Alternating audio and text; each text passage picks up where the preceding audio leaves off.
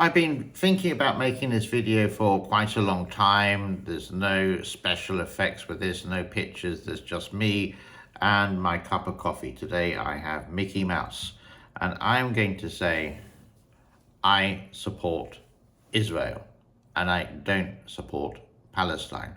Now, I'm not going to go into history, I'm not going to go into politics or anything like that, but it's quite simple.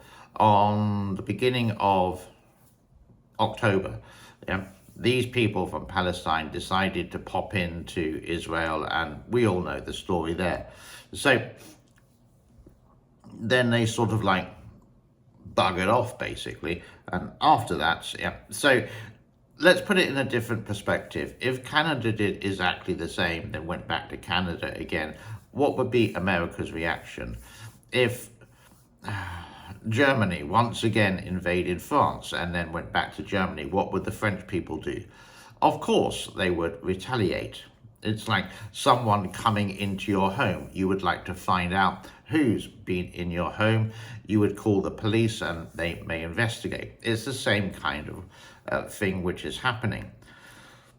There's so many news articles pro and against, and the propaganda on both sides of Israel and Palestine is still happening, and it's really hard to believe, or it's really hard to find out what the truth is.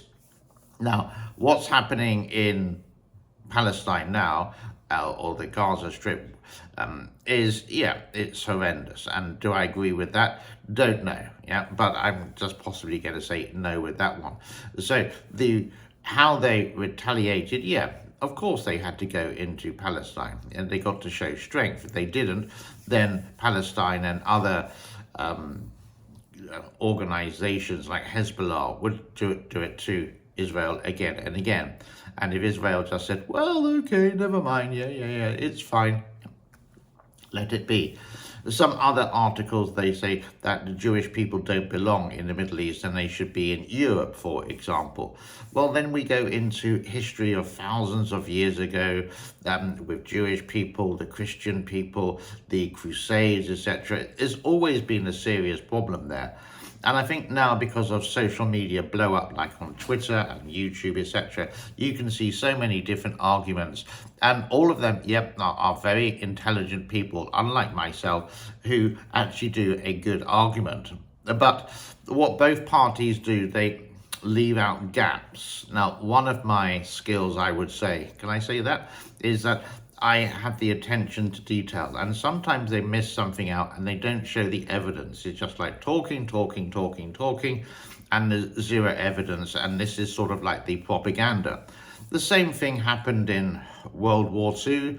The Japanese did propaganda against the Americans did propaganda against the Japanese, the German and the English, etc.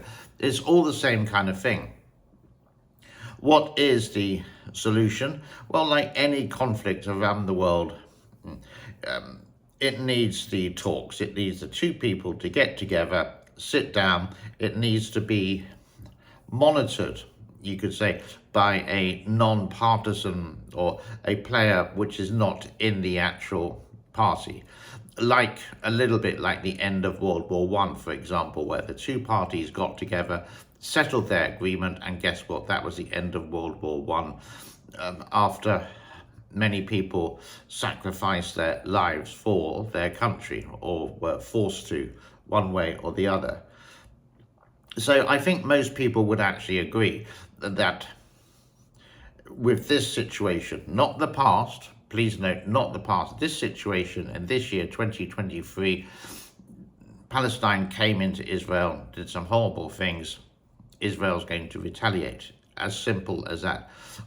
Again, I repeat, what's happening now is just an awful situation in Gaza, and we don't know the whole truth, and that's the whole thing.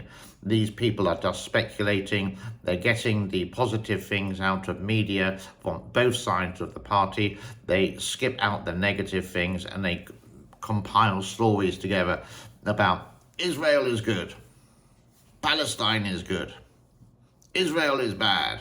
Guess what I'm going to say next? Is bad in that respect. And that's sort of like the frustrating thing.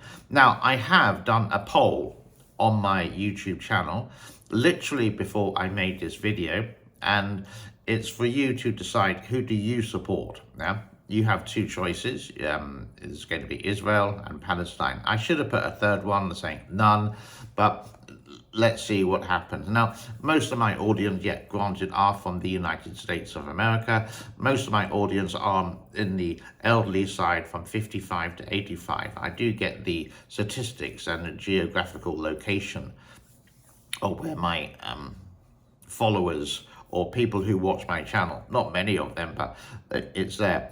So if there are any other people around the world, then please put a vote in. It's totally anonymous, doesn't really matter with that one.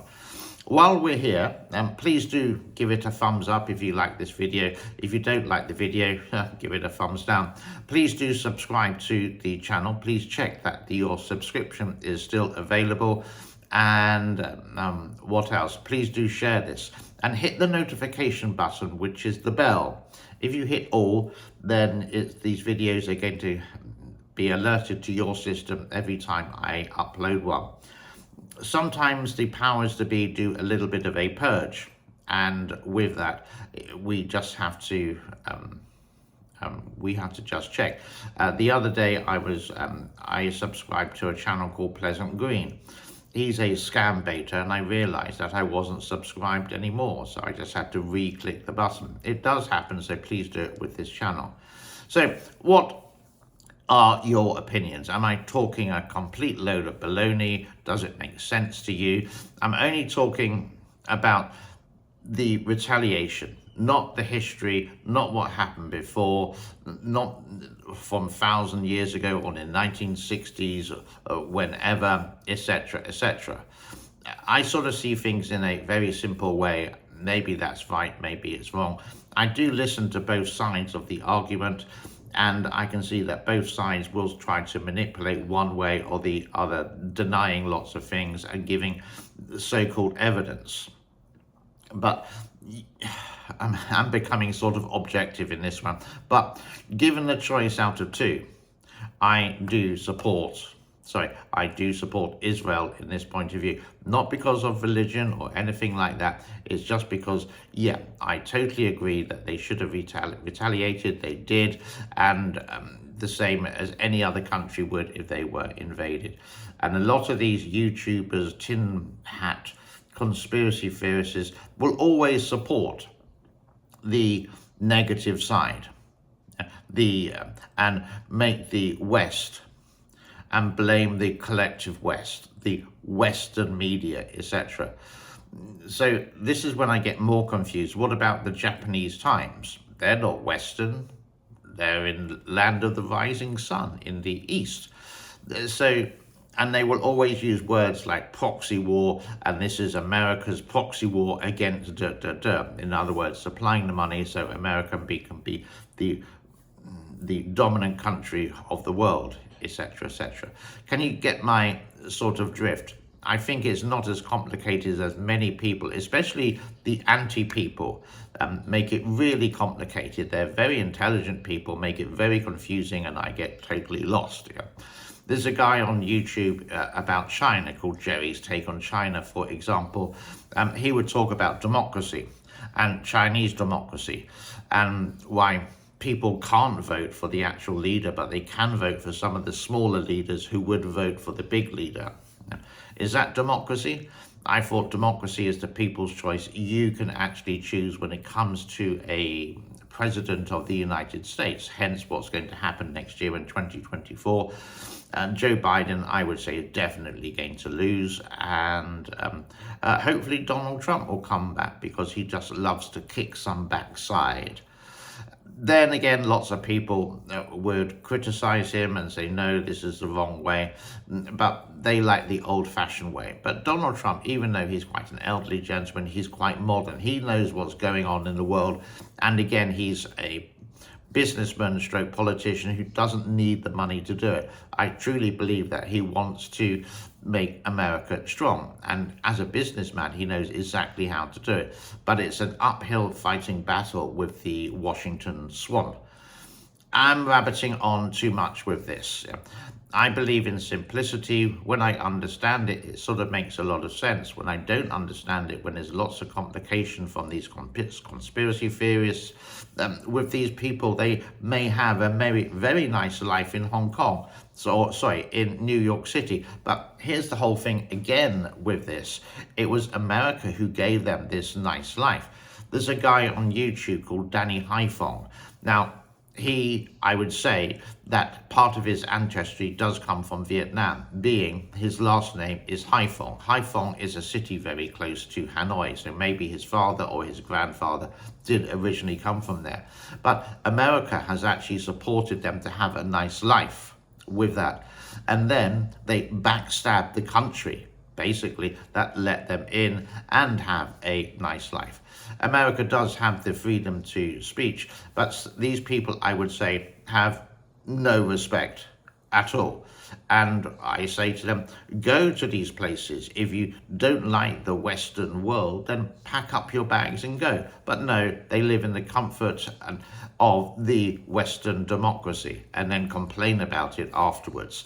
The list goes on, and I think I've talked too much about this. Have a wonderful day, and again, thumbs up, subscribe, and if you want to support my work, the links are in the description below and also the pinned comment if I remember. Have a awesome day wherever you are. Bye-bye.